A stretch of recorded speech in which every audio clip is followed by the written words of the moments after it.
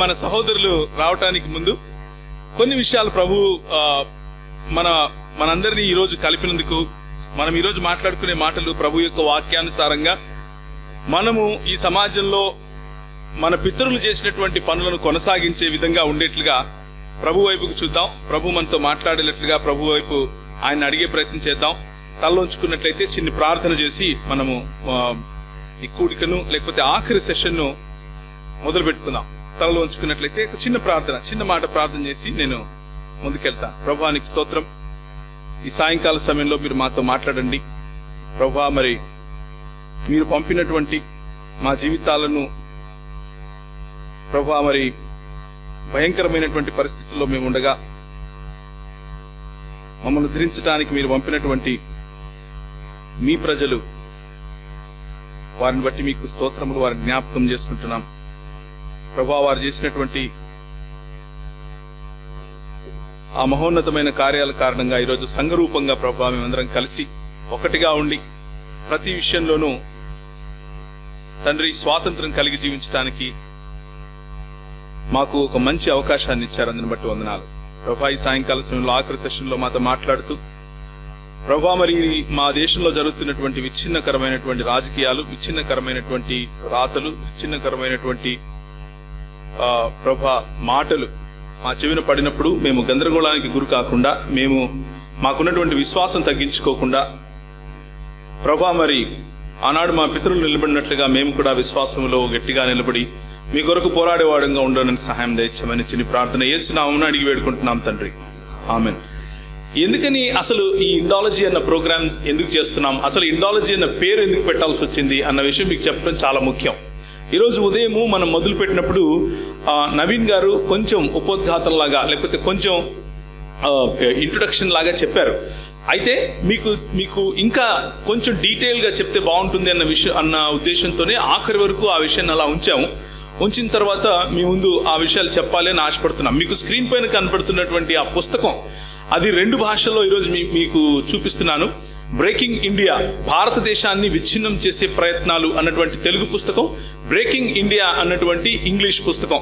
ఈ రెండు భాషల్లో మాత్రమే కాదు, మిగిలిన చాలా భాషల్లో కూడా ఈ పుస్తకం ముందు ఇంగ్లీష్ భాష అయినటువంటి బ్రేకింగ్ ఇండియా అనే పుస్తకాన్ని రాయటం జరిగింది. ఆ తర్వాత తెలుగు, హిందీ, మిగిలిన భాషల్లో కూడా భాషాంతరం చేశారు. ఇది రాసిన ఆయన పేరు రాజీవ్ మల్హోత్రా గారు. ఈ రాజీవ్ మల్హోత్రా గారు నిజానికి ఆయన అమెరికాలో ఉంటాడు. ఆయన అమెరికన్ సిటిజన్ గా అక్కడ ఉంటాడు. అక్కడ ఉండి అక్కడ నుండి మన దేశంలో ఉండేటువంటి కొంతమంది రాజకీయ నాయకులకు కొమ్ము కాస్తూ వారు ఏ హిందుత్వవాదాన్ని అయితే మన పైన, మన పిల్లల పైన, భావి భారతం పైన రుద్దాలి అని ఆశపడుతున్నారో ఆ భావజాలాన్ని ఆయన మోసుకుని తిరుగుతూ ఉంటాడు. కనుక ఆయన రాసినటువంటి పుస్తకాల్లో ఉన్న కొన్ని విషయాలను ఉటంకిస్తూ మేము ఆ పుస్తకాలు చదివినప్పుడు మాకు అనిపించింది, ఈయన భయంకరంగా హిందూ మతోన్మాదాన్ని మన దేశం పైన రుద్దాలని ప్రయత్నం చేస్తున్నాడు. భయంకరంగా మన పిల్లలను నాశనం చేయటానికే ఈయన ఇలాంటి అట్రాసిటీ లిటరేచర్ రాస్తున్నాడు అని అర్థమైంది. ఈ అట్రాసిటీ లిటరేచర్ని ఎదుర్కోవడం కోసం ఏం చేశాము అని అంటే, మొదటగా చాలా తగ్గింపుగా ఆయనకు ఒక ఈమెయిల్ రాశాం. మీకు ఆ ఈమెయిల్ స్క్రీన్ మీద కనిపిస్తా ఉంది. ఈ ఈమెయిల్ సాక్షి అపాలజెటిక్స్ నెట్వర్క్ తరఫు నుంచి మల్హోత్రా గారికి, రాజీవ్ మల్హోత్రా గారికి, ఆయన అమెరికాలో ఉంటారని చెప్పాను నేను మీకు ఆల్రెడీ. ఆయనకు రాశాం, అయ్యా మరి మీరు రాసినటువంటి పుస్తకాలు చదివాము, ముఖ్యంగా బ్రేకింగ్ ఇండియా అనే పుస్తకం చదివాము. అందులో క్రైస్తవుల పైన, ముఖ్యంగా హిందూయేతరులైనటువంటి క్రైస్తవులు మరియు ముస్లింల పైన మీరు చిమ్ముతున్నటువంటి విషయం భయంకరమైన విషయం. మతోన్మాదము, తీవ్రవాదము రెచ్చగొట్టే విధంగా ఉన్నటువంటి మీ మాటలు మీరు ఉపసంహరించుకోండి. లేకపోతే మీరు మాట్లాడుతున్నటువంటి మాటలు తప్పు, అవి చారిత్రక నేపథ్యంలో వాటిని గనక ఒక్కసారి సామాన్యుడు గనక చూస్తే కూడా అది తప్పని తెలిసిపోతుంది అని మేము ఆయనకు ఒక లెటర్ రాసి పబ్లిక్ గా మాట్లాడుకోవటానికి ఆయనను ఇన్వైట్ చేస్తే ఆయన రిప్లై రాశాడు. ఆయన రిప్లై రాస్తూ ఆయన ఒప్పుకున్నాడు. మీ ఎదురుగా ఈమెయిల్ కనిపిస్తా ఉంది. ఆయన ఈమెయిల్ ఐడి నుంచే వచ్చినటువంటి ఆ ఈమెయిల్ అదేంటంటే రాజీవ్ మల్హోత్రా 2007@gmail.com. ఇది ఆయన యొక్క ఈమెయిల్ అడ్రస్. ఎందుకు ఈ మాటలు చెప్తున్నాను అనంటే, మనం ఇక్కడ రూమ్ లో కూర్చున్నటువంటి 250-300 మంది కాదు, ఇది చూసేవాళ్ళు ముఖ్యంగా క్రైస్తవ సముదాయానికి, క్రైస్తవ భావజాలానికి వ్యతిరేకమైన వాళ్ళు చాలా మంది చూస్తుంటారు. అది గ్యారంటీ. వాళ్ళకు కూడా తెలియడం కోసమే ఆధారాల పూర్వకంగా ఈ విషయాలు మీ ముందుకు తీసుకుని వచ్చే ప్రయత్నం చేస్తున్నాను. ఆయన ఈమెయిల్ అడ్రస్తో మనకు ఈమెయిల్ రాస్తూ ఆయన అన్నారు, సరేనండి మేము మీతో చర్చించడానికి సిద్ధమే. నా ఉద్దేశంలో క్రైస్తవులు భారతదేశాన్ని విచ్ఛిన్నం చేస్తున్నారు, క్రైస్తవులు భారతదేశాన్ని, భారత సంస్కృతిని విచ్ఛిన్నం చేస్తున్నారు కాబట్టే నేను అలా రాశాను అని ఆయన ఒప్పుకున్నాడు. సరే అని చెప్పి ఆయనకు కొన్ని డేట్స్, నా పేరు, అలాగే నా మిత్రుడైనటువంటి నరేంద్ర సాహు బాంబేలో ఉంటాడు ఆయన, మా ఇద్దరి పేర్లు ఇచ్చాం, మా ఫోన్ నంబర్లు ఇచ్చాం, మా స్కైప్ ఐడీలు ఇచ్చాం, మా ఈమెయిల్ ఐడీలు ఇచ్చాం, మాతో మాట్లాడొచ్చు అని చెప్పాం. కొన్ని రోజుల తర్వాత ఆయన రెస్పాన్స్ వచ్చింది. ఆయన రెస్పాన్స్ వచ్చిన తర్వాత ఇలాగే ఒక ఈమెయిల్ తర్వాత ఇంకొక ఈమెయిల్, ఏ సబ్జెక్ట్ మీద మాట్లాడుకుందాం, ఎప్పుడు మాట్లాడుకుందాం, ఎలా మాట్లాడుకుందాం అని అన్నప్పుడు నాకు కొన్ని మిలియన్ల ఫాలోవర్స్ నా యూట్యూబ్ ఛానల్లో ఉన్నారు, అందులో మాట్లాడదామని ఆయన చెప్పడం, దానికి మేము అంగీకరించడం కూడా జరిగింది. మా వైపు నుంచి ఎవరు మాట్లాడతారు, మీరు ఏ డినామినేషన్కి చెందినవారు, ఆ ఈమెయిల్స్ అన్ని కూడా మీకు అక్కడ కనిపిస్తున్నాయి. చిన్న ఫాంట్ కాబట్టి ఈమెయిల్లో ఆబ్వియస్గా చిన్న ఫాంట్సే ఉంటాయి కాబట్టి మీకు అంత క్లారిటీ ఉండకపోవచ్చు, కానీ ఈ పీపీటీ నేను షేర్ చేసినప్పుడు మీకు అందరికీ వచ్చేస్తాయి. సో ఎందుకు ఇది పబ్లిక్ లెక్ తీసుకొస్తున్నాము అని అంటే, వినేవారికి ఒక్కొక్కసారి నమ్మడానికి వీలుండదు. ఏంటి ఆయన ఏంది వీళ్ళతో మాట్లాడటం ఏంటి, లేదా వీళ్ళేంది ఆయనతో మాట్లాడటం ఏంటి, అసలు ఇదంతా సంభవించింది అని నిజమేనా అని అనుకోవచ్చు. కాబట్టి ఆధారాలతో సహా మాట్లాడే ప్రయత్నం చేస్తున్నాను. సో ఆయన పిలిచినప్పుడు చివరికి ఆయన ఏమన్నాడు అని అంటే, సరే మీ ప్రొఫైల్స్ పంపించండి, మీ ప్రొఫైల్స్ చూసిన తర్వాత మేము డిసైడ్ చేస్తాము అని అన్నారు. మా ప్రొఫైల్స్, నాది, తర్వాత ఎవరైతే ప్యానెల్లో కూర్చొని మాట్లాడాలనుకుంటున్నామో మా అందరి ప్రొఫైల్స్ పంపించిన తర్వాత ఆయన కొన్ని మా వీడియోస్ చూశాడు. ఆ ఈమెయిల్, మీరు చూస్తున్నటువంటి ఈమెయిల్లో నేను మీ వీడియో చూశాను, యోగాకు సంబంధించిన వీడియో చూశాను. మీరు యోగాకు సంబంధించిన వీడియోలో టెక్స్ట్ను పట్టుకుని మాట్లాడుతున్నారు. నేను చాలా డిసప్పాయింట్ అయిపోయాను, ఇలాంటి టెక్స్ట్ని పట్టుకొని మాట్లాడే వాళ్ళంటే కొంచెం కష్టమే అన్నట్లు ఆయన రాశాడు. అలా రాస్తూ మెల్లిమెల్లిగా ఆఖరికి ఎక్కడికి వచ్చి ఆగిపోయాడు అని అంటే, క్రైస్తవులు, మీరు అబ్రహామిక్ రిలీజియన్స్ అయినటువంటి క్రైస్తవులు మరియు ముస్లింలు ఎవరైతే ఉన్నారో వారు అక్షరాన్ని పట్టుకుని ఎక్కువ చూస్తారు, పుస్తకంలో ఏం రాసిందో అదే చూస్తారు. కానీ మేము హైందవులు అలా కాదు, మేము ఎక్స్పీరియన్స్ బేస్డ్, లేకపోతే మేము అనుభవాన్ని పట్టుకుని వెళ్తాము అంటూ చర్చను అక్కడితో ఆపేసే ప్రయత్నం చేశాడు. చర్చను ఆపేసే ప్రయత్నం చేసిన తర్వాత ఆయనకు కనీసం ఒక 3 నెలలు సమయం ఇచ్చాం. మీకు 3 నెలలు సమయం ఇస్తున్నాం, ఈమెయిల్స్ రాస్తూ ఉంటాం, మీతో ఫాలోఅప్ చేస్తూ ఉంటాం, మీరు మాట్లాడగలిగితే మాట్లాడండి, అది బాగుంటుంది. ఎందుకు అనంటే, ఒక రకమైనటువంటి మీరు ఆయన రాసినటువంటి ఈమెయిల్లో ఒక విషయం ఏమన్నాడు అనంటే, మీరు కుహనా మేధావులు అని అన్నాడు. నాలాగా మీరు రీసెర్చ్ చేసి మాట్లాడట్లేదు, మీరు కేవలం కుహనా మేధావుల్లాగా మాట్లాడుతున్నారు అని ఆయన చెప్పాడు. కాబట్టి అదే ఈమెయిల్ని ఆయనకు రాస్తూ మేము ఏమన్నాము అనంటే, 3 నెలల సమయం మీకుంది, మీరు సమయం తీసుకుని ఒకవేళ మమ్మల్ని పిలవండి, లేకపోతే మేము పిలిచిన చోటికి రండి, లేకపోతే ఆన్లైన్ చేద్దామంటే ఆన్లైన్ చేద్దాం, లేకపోతే దాని తరువాత మీరు ఆయన కూడా ఒక కాన్ఫరెన్స్ చేస్తారు, అది ట్రూ ఇండాలజీ అనే కాన్ఫరెన్స్ చేస్తారు. ట్రూ ఇండాలజీ అనే కాన్ఫరెన్స్ దేశ విదేశాల్లో ఆయన చేస్తూ, ఆయన మరియు సుబ్రహ్మణ్య స్వామి మరియు మిగిలిన మోడీ గవర్నమెంట్ వారు ఎవరైతే బీజేపీ మరియు ఆర్ఎస్ఎస్ భావజాలంతో కలిగి ఉన్నారో వారు చరిత్రను వక్రీకరిస్తూ, ఇన్ని సంవత్సరాలు భారతదేశంలో క్రైస్తవ సముదాయం మరియు ముస్లిం సముదాయం యొక్క ఎలాంటి కోఆపరేషన్ లేకుండానే ఈ భారతదేశం నిర్మించబడిందని, ఈ భారతదేశాన్ని మొత్తాన్ని విచ్ఛిన్నం చేస్తున్నది క్రైస్తవులని అలాగే ముస్లింలని దుయ్యబడుతూ రాసినటువంటి పుస్తకాలు ఆయన ప్రమోట్ చేస్తూ ఉంటారు ఇలాంటి కాన్ఫరెన్సెస్లో.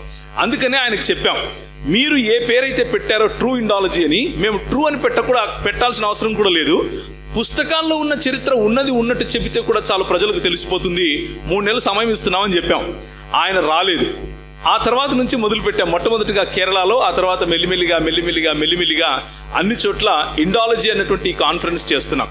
దీని వెనుకున్నటువంటి కారణం ఏమిటి అని అంటే, ఒక ఆర్గనైజ్డ్ పద్ధతిలో, ఒక పగడ్బందీ పద్ధతిలో అన్ని రాష్ట్రాల్లో కూడా మెల్లిమెల్లిగా ఉత్తర భారతదేశం నుంచి స్టార్ట్ అయినటువంటి ఈ మూవ్మెంట్ ఏంటంటే, క్రైస్తవులు మరియు ముస్లింలు దేశానికి ద్రోహులు, క్రైస్తవులు మరియు ముస్లింలు దేశాన్ని విచ్ఛిన్నం చేస్తున్నారు, ఒకరేమో బయటికి కనిపించేటటువంటి వయలెన్స్ లేకపోతే హింసతో దేశాన్ని విచ్ఛిన్నం చేస్తుంటే, ఇంకొకరేమో ప్రేమ అని చెప్తూ మన సంస్కృతిని విచ్ఛిన్నం చేస్తున్నారు అన్నటువంటి భయంకరమైన విడదీసి విభజించి పాలించేటటువంటి బ్రాహ్మణవాదాన్ని, లేకపోతే విభజించి పాలించేటటువంటి ఈ మనువాదాన్ని మళ్ళీ తీసుకొచ్చి మన మీద రుద్దే ప్రయత్నం చేస్తున్నారు.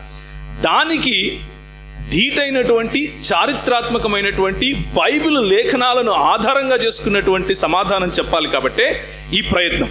ఈ ప్రయత్నంలో ఉదయం నుంచి మీరు 8:30-9 గంటల నుంచి ఇక్కడ ఉంటున్నందుకు చాలా సంతోషం. ఈ ఒక్క రోజు కనుక మనము కేటాయించిన ఈ ఒక రోజు, దీని తర్వాత మీకు అందేటటువంటి మెటీరియల్ అన్నది చాలా ఇంపార్టెంట్, చాలా మీకు ఉపయోగపడుతుంది నేను నమ్ముతున్నాను. మీరు తప్పకుండా దీన్ని తీసుకునే వెళ్ళండి. రీసెంట్గా గనక మన దేశంలో జరిగేటటువంటి పరిణామాలు గనక మీరు చూస్తే, కంచె ఐలయ్య గారు, ఆయన ఒక శూద్ర కుటుంబంలో పుట్టిన వ్యక్తి. శూద్ర కుటుంబంలో పుట్టినప్పటికీ ఆయన చదువుకున్నటువంటి చదువు కారణంగా ఆయన పెరిగి మంచిగా ఉస్మానియా యూనివర్సిటీలో కూడా గొప్పగా ఆయన డాక్టరేట్ చేసిన తర్వాత ప్రొఫెసర్గా ఉంటూ ఆయన రీసెంట్గా రిటైర్ అవ్వటం, ఇప్పుడు ఒక యూనివర్సిటీకి ఆయన డైరెక్టర్గా ఉండటం కూడా జరుగుతూ ఉంది. అయితే ఈయన రాసినటువంటి ఎంఏ లిటరేచర్కి సంబంధించినటువంటి ఎంఏ పొలిటికల్ సైన్స్కి సంబంధించినటువంటి పుస్తకాలను సిలబస్లో నుంచి తీసేసి ఎవరైతే ఈయనను టార్గెట్ చేస్తూ పుస్తకంలో రాశారో, ఈ పుస్తకంలో కంచె ఐలయ్య గారు మీకు కనిపించేటటువంటి ఆ ఫోటోగ్రాఫ్ ఏదైతే ఉందో అది ఆయన రాసినటువంటి పుస్తకంలో నుంచి ఫోటో తీసి పెట్టాను. ఈయన ఏమంటున్నాడు అనంటే, కంచె ఐలయ్య గారు భారతదేశంలో విచ్ఛిన్న రాజకీయాలు చేసేటటువంటి క్రైస్తవులకు కొమ్ము కాస్తూ ఉంటాడు. ఈయన తన భావజాలాన్ని రుద్దుతూ అవతలి వారి పైన సొంత కింగ్డమ్ కట్టుకోవడానికి ప్రయత్నం చేస్తున్నాడు. ఆయన కంచె ఐలయ్య షెపర్డ్ అని పేరు పెట్టుకుని ఇటు అటు తిరిగి పైసలు దండుకుంటూ ఉంటాడు అంటూ ఆయన పైన అలిగేషన్స్ చేస్తూ ఆయన సెల్ఫ్ ప్రొక్లెయిమ్డ్ స్కాలర్ అంటూ పేరు పెట్టి ఆయన గురించి మాట్లాడాడు. చూడండి, కలలు కంటాడు అంటూ ఆయన గురించి రాశాడు. నిజానికి ఆయన క్రైస్తవుడు అని రాశాడు. అంత మాత్రమే కాదు, మనం ఈమెయిల్ రాసినప్పుడు మీరు కుహనా మేధావులు అని చెప్పినటువంటి ఈ మహామేధావి ఏమన్నాడు అనంటే, రోమిలా థాపర్ గారు ఉన్నారు, ఆమె గురించి కూడా ఇలాంటి స్టేట్మెంట్సే ఇస్తాడు. రోమిలా థాపర్ గారు కూడా ఒక మంచి హిస్టోరియన్. ఆమె గురించినటువంటి వివరణ నేను తర్వాత చెప్తాను మీకు. అలాగే మీరానంద గారు అంటే ముఖ్యంగా స్త్రీల గురించి నేను ఎందుకు మాట్లాడుతున్నాను అంటే, ఈ కుహనా మేధావులకు మైండ్లో స్త్రీల పట్ల ఉన్న వివక్షను మీకు చూపించడం కోసం చెప్తున్నాను. ఇంతవరకు ఉదయం నుంచి స్త్రీలకు పైన బట్టలేస్తే వీళ్ళకి సమస్య, స్త్రీలకు భోజనం పెడితే వీళ్ళకి సమస్య, స్త్రీలు సరిగ్గా బ్రతికితే వీళ్ళకి సమస్య, వివక్ష ఎంత వీళ్ళ డిఎన్ఏలో ఇరుక్కుపోయింది, కూరుకుపోయింది అని చెప్పడం కోసం ఈ రోజుల్లో కూడా అమెరికా దేశంలో బతుకుతూ ఉన్నప్పటికీ ఈ కుల గజ్జిపోనుడి గురించి చెప్తున్నాను మీకు. మీరానంద, అంగనా పి చటర్జీ, ఈ చాటర్జీ అనేమో కనీసం ఈమె బ్రాహ్మణురాలు కదా, ఈమె కన్నా కనీసం గౌరవిస్తాడేమో అనుకున్నాను, అది కూడా లేదు. ఐలయ్య గారి గురించి అలాగే రాశాడు. కేవలము మనువాద వ్యతిరేకమైనటువంటి మాటలు మాట్లాడిన వాళ్ళందరూ క్రైస్తవులే అని ముద్రేసేటటువంటి తత్వం ఈ మనిషిది. ఈయన రాసే పుస్తకాలు అలాంటివే. అందుకనే ఆ విషయాన్ని మీ ముందుకు తీసుకొని వచ్చే ప్రయత్నం. ఇప్పుడు ఎలా అనిపిస్తుందంటే, ఈయన ఏం చదువుకున్నాడయా అని కనుక మనం చూసామనుకోండి, ఆయన చదువు ఏంటంటే, ఇదిగో రాజీవ్ మల్హోత్రా గారు ఇన్ఫర్మేషన్ టెక్నాలజీ చదువుకున్నాడు. ఐటీ, ఇన్ఫర్మేషన్ కంప్యూటర్ సైన్స్ చదువుకొని అక్కడికి వెళ్ళి వ్యాపారాలు మొదలు పెట్టుకొని సాఫ్ట్వేర్ కంపెనీలలో పనిచేస్తూ సాఫ్ట్వేర్ కంపెనీలలో జీతాలు తీసుకుని ఈ తప్పుడుగా వచ్చే ఇన్వెస్ట్మెంట్లన్నీ కూడా ఇక్కడ పెట్టి పెద్ద పెద్ద కంపెనీలలో ఉంటూ 43 ఏళ్లకే అనుకుంటాను, చాలా తక్కువ సమయం, 44 ఏళ్లకే ఐ థింక్ ఆయన రిటైర్ అయిపోయి ఇప్పుడు ఒక పెద్ద ప్రాజెక్ట్ ప్రపంచం యావత్తులోనూ ఈ మనువాదానికి ఉండేటటువంటి కులగజ్జి అంటించడం కోసం అందరికీ ఒక పెద్ద ప్రాజెక్ట్ చేస్తున్నాడు. ఇది ఈయన చదువు, ఈయన రీసెర్చ్. కానీ ఈయన విమర్శించిన వాళ్ళ చదువు, ఈయన విమర్శించిన వాళ్ళ రీసెర్చ్ ఏంటి? 1952లో మన ఐలయ్య గారు పుట్టారు. Political thought of Gautama Buddha అనే దాంట్లో ఆయన పిహెచ్డి చేశారు. 94 నుంచి 97 వరకు లీసా అవార్డు ఆయన గ్రహీత. 2012లో ఆయన రిటైర్ అయ్యారు.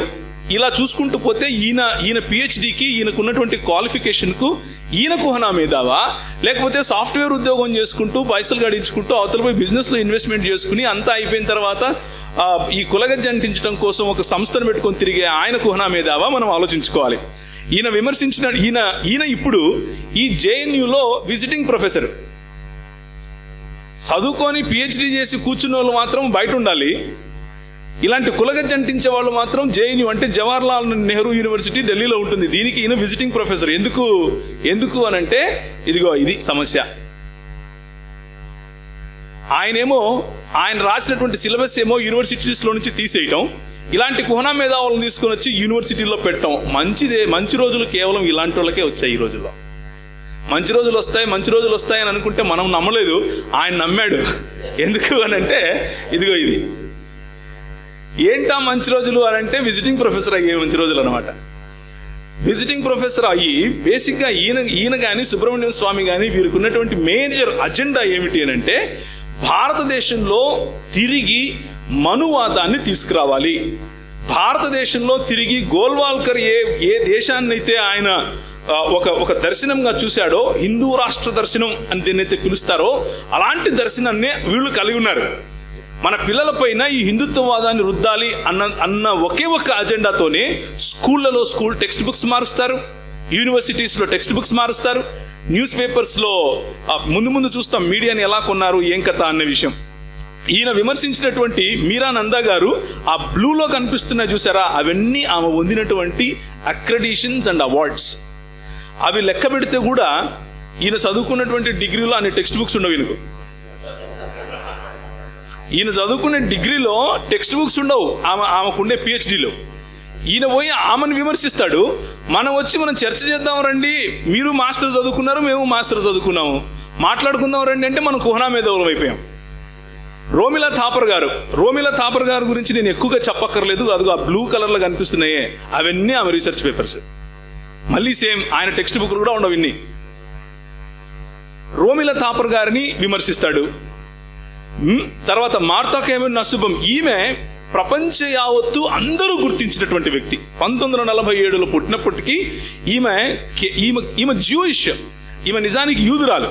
కానీ ఈయనకు యూదులకు మరియు క్రైస్తవులకు అంతర్యం తెలియదేమో, ఆయనకు అర్థమైనట్లేదు. ఈమెను కూడా క్రైస్తవుడు అంటాడు, రోమిలా థాపర్ క్రైస్తవుడు అంటాడు, మీరానంద క్రైస్తవురాలు అంటాడు.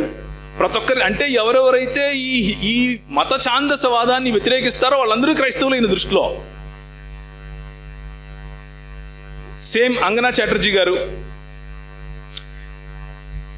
కానీ ఈయన రాసిన ఈ పుస్తకానికి ఈ చో రామస్వామి అనే ఆయన వెనకాల ఒకటి దాన్ని ఏమంటారు, ఇంట్రొడక్షన్ అంటారు కదా, లేకపోతే ముందు మాట టైప్లో రాస్తారు కదా. ఈయన దొరికాడు ఈయనకి. జోగి రాసుకుంటే బూడిద రాలుతుందని అలాంటి దొరుకుతారు వీళ్ళు. ఈయన ఎవరు అనంటే ఈ తమిళనాడులో ఉంటూ చీప్ రాజకీయవేత్తల పైన చీప్ కామెంట్లు వేసుకుంటూ పాపులర్ అయిన వ్యక్తి. ఈయనకు స్కాలరు, మీరానంద స్కాలర్ కాదు. ఈయనకు స్కాలరు, అంజనా చటర్జీ గారు స్కాలర్ కాదు.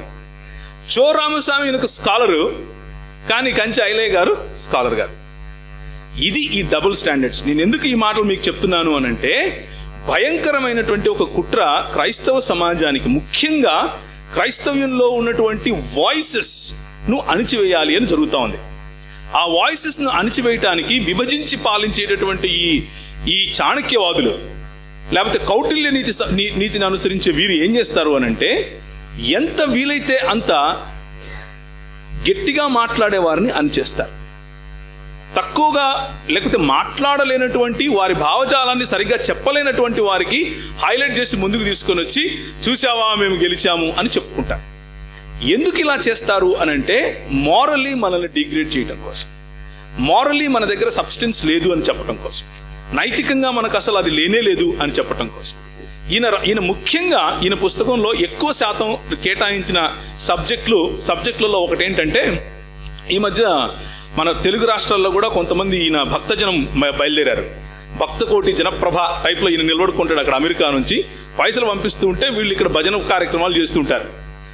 ఈ శక్తి ఆ శక్తి అని పేర్లు పెట్టుకుని వీళ్ళు ఏం చేస్తున్నారంటే ఈ ఆర్య ద్రవిడ సిద్ధాంతం ఏదైతే ఉందో, అంటే దక్షిణ భారతదేశంలో నివసించేటటువంటి వారందరూ ద్రవిడులని,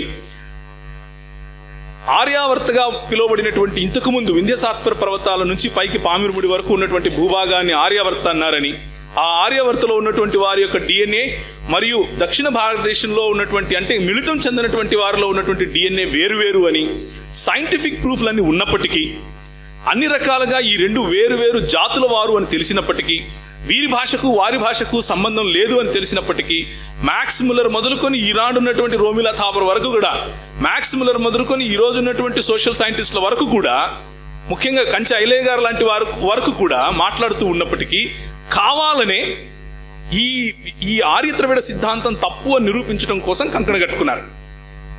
మనం కూడా క్రైస్తవులంగా అది ఆర్య ద్రవిడ సిద్ధాంతము జరిగినా జరగకపోయినా మనకేం పెద్ద సమస్య లేదు.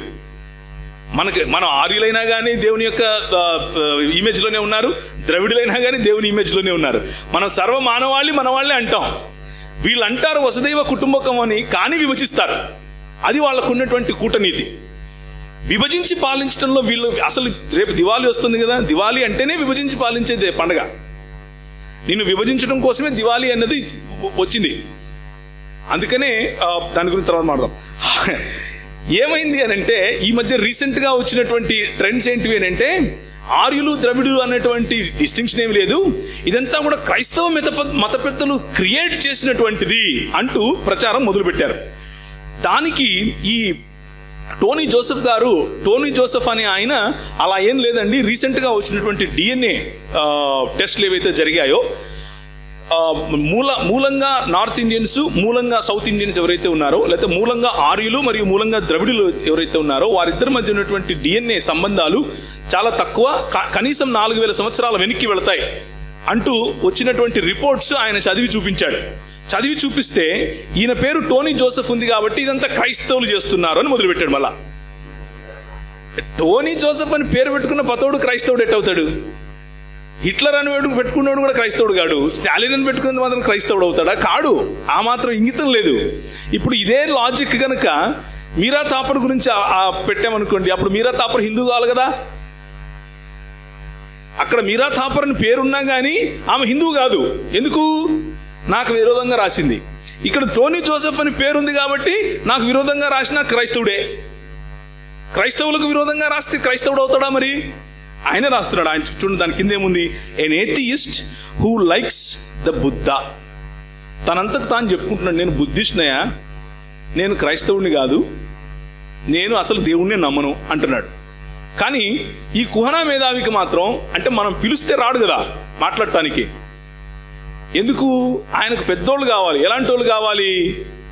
మాట్లాడలేని వాళ్ళు కావాలి. జాన్ దయాల్ లాంటి వాళ్ళు. ఆయన మాట్లాడలేకుండా అవతరుడు మాట్లాడుతూ ఉంటే చూసి అయిపోయింది బ్రదర్ అని చెప్పేసి నమస్తే పెట్టి వచ్చేస్తాం కదా, అలాంటి వాళ్ళు కావాలి. మనం ప్రశ్నిస్తాం కదా, ప్రశ్నిస్తే మాట్లాడు. అందుకనే టోనీ జోసెఫ్ ఏమో ఆయనకు రివ్యూ రాస్తే ఆయన అంటాడు, ఈయన క్రైస్తవుడు కాబట్టి ఈయన మాట వినక్కర్లేదు అని అంటాడు. అలా మెల్లిగా జరుగుతూ వెళ్ళింది. చివరికి సైంటిస్టులు ఏమని చేశారు అని అంటే, the problematics of genetics and Aryan issue, ఇది ద హిందూ పేపర్ అండి. ఇది మనం సొంతంగా రాసుకున్నదేం కాదు.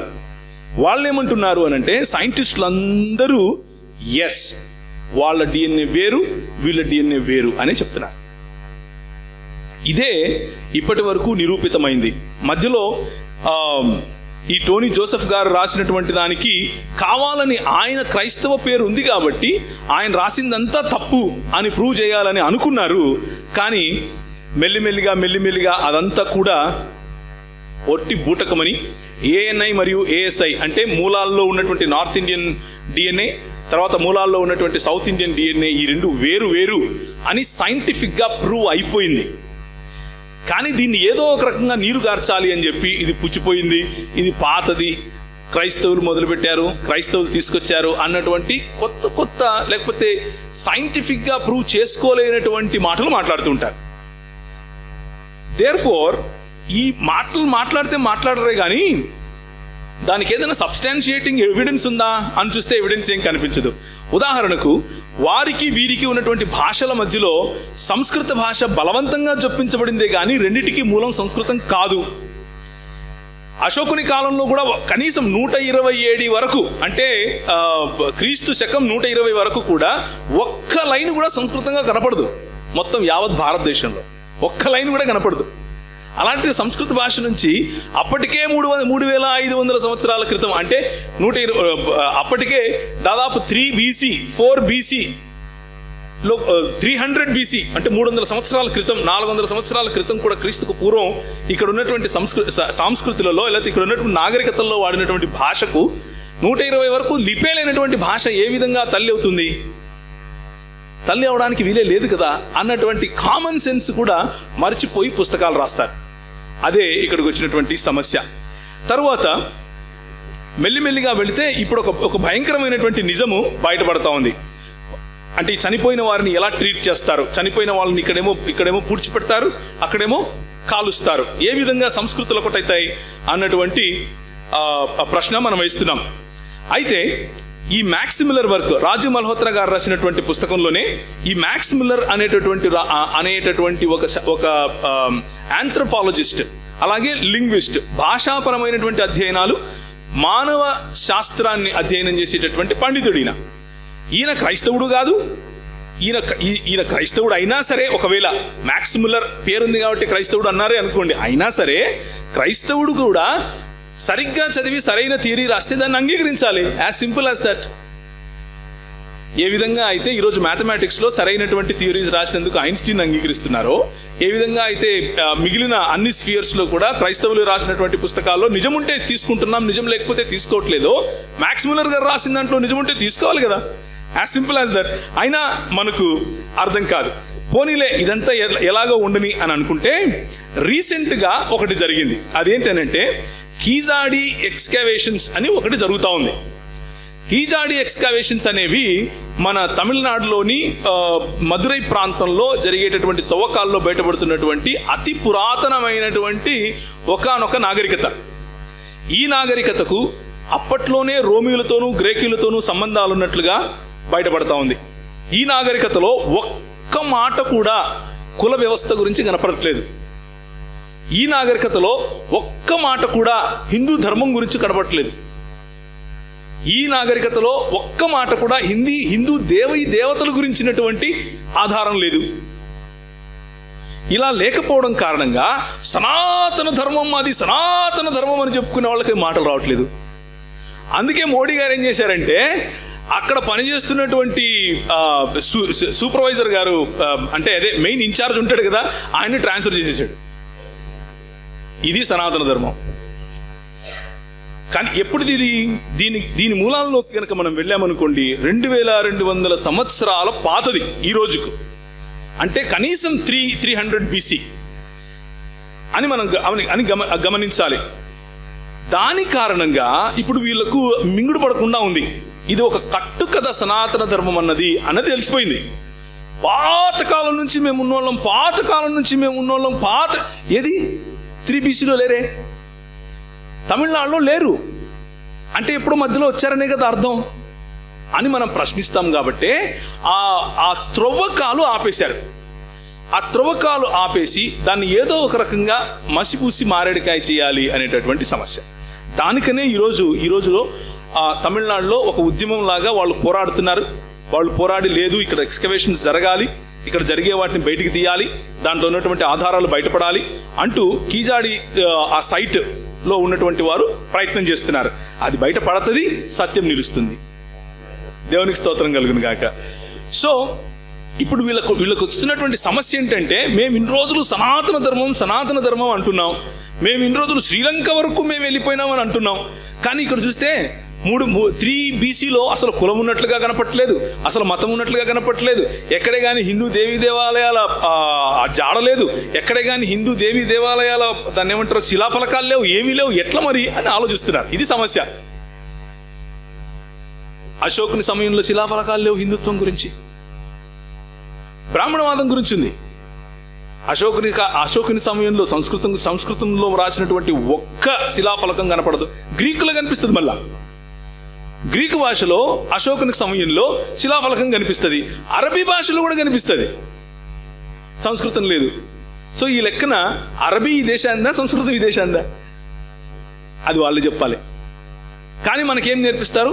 సనాతన ధర్మం మాది, చాలా ఏళ్ళ నుంచి అమెరికా నుంచి వచ్చిందో మరి ఎక్కడి నుంచి వచ్చిందో తెలియదు, కానీ అక్కడి నుంచి ఏది ఒక్క శిలాఫలకం అన్నా కనపడాలి కదా, లేదు. దేర్ఫోర్ రాబోయే రోజుల్లో ఇవి ఏదైతే వీళ్ళు ఆర్య ద్రవిడ సిద్ధాంతాన్ని కొట్టిపారేయటానికి కష్టపడుతున్నారో, దానికి భూగర్భంలో మరి దాగి ఉన్నటువంటి ఈ నాగరికతే మనకు తొందరలో అది మనకు రుజువు ఇవ్వబోతా ఉంది. ఎందుకు ఈ మాటలు మాట్లాడుతున్నాము అనంటే, ఈ రాజీవ్ మల్హోత్రా గారు తన పుస్తకంలో ఏం రాస్తాడు అనంటే, ఈ కుల వివక్ష అనేది లేకపోతే ఆర్య ద్రవిడ సిద్ధాంతం అనేది కేవలము ఈ పాశ్చాత్య దేశాల నుంచి వచ్చినటువంటి క్రైస్తవ మిషనరీలు తీసుకొని వచ్చి మనకు నేర్పించారే గాని, క్రైస్తవ మిషనరీలు మనల్ని విభజించి పాలించడం కోసం చేశారే గాని, మన దేశంలో ఎప్పుడూ అలా లేదు అని రాశాడు. మన దేశంలో అలా ఎప్పుడూ లేనేలేదు, మనం చాలా గొప్పోళ్ళము, అసలు సమస్య లేదు అంటూ రాశాడు. చూడండి, మనుస్మృతి 8వ అధ్యాయం 413, 414 చూస్తే, but Shudra whether bought or unbought he may compel to do service work. ఇది ఎప్పుడు తిప్పోని అంటే ఈయన ప్రకారంగా ఈ మనుధర్మశాస్త్రం కూడా అమెరికాలో ఈయన కూర్చొని రాసుకున్నప్పుడే రాసుకున్నారేమో. లేదు ముందే రాసుకున్నారు అని అంటే క్యాస్ట్ సిస్టమ్ ముందు ఒప్పుకోవాలి కదా. ఇంత ఎదురుగా మనకు ఆధారాలు కనిపిస్తున్నా కానీ కళ్ళు మూసుకొని లేదు లేదు లేదు అని అంటే that is what the problem is. ఇంతవరకు మాట్లాడుకుంటే సరిపోయేది, మనం కూడా పెద్దగా పట్టించుకునే వాళ్ళం కాదు. కానీ ఏం చేశాడు అని అంటే ఈయనకున్నటువంటి ఈ మేధావి ఈయనకున్నటువంటి దిమాగ్ అంతా తీసుకుపోయి అంబేద్కర్ గారికి ఆపాదించాడు. అంబేద్కర్ గారు కూడా ఈ ఆర్య ద్రవిడ సిద్ధాంతాన్ని ఒప్పుకోలేదు. అంబేద్కర్ గారు అసలు ఆర్య ద్రవిడ సిద్ధాంతాన్ని ఒప్పుకోకుండా దాన్ని కొట్టిపారేశారు అని అంటూ అంబేద్కర్ నాసికా సూచిక జాతివాదాన్ని నిర్మూలించారు అని అంటూ ఆయన రాసినటువంటి పుస్తకంలో నేను ఆ ఫోటో తీసి పెట్టాను మీకు తెలుగులో. డాక్టర్ బిఆర్ అంబేద్కర్ 1891 నుంచి 1956 వరకు ఉన్నారు. దళిత నాయకుడు, భారత రాజ్యాంగ నిర్మాత, ప్రాచీన భారతీయ సామాజిక చరిత్రకారుడు, పండితుడు అంటూ బ్రాహ్మణులు అస్పృశ్యులు ఒకే జాతికి చెందినవారని కొలతలు నిరూపిస్తాయి అని అంటున్నాడు. బ్రాహ్మణులు ఆర్యులైనట్లయితే అస్పృశ్యులు కూడా ఆర్యులే అన్నాడంటే ఆయన అసలు నిజంగా ఏమన్నాడో చూద్దాం.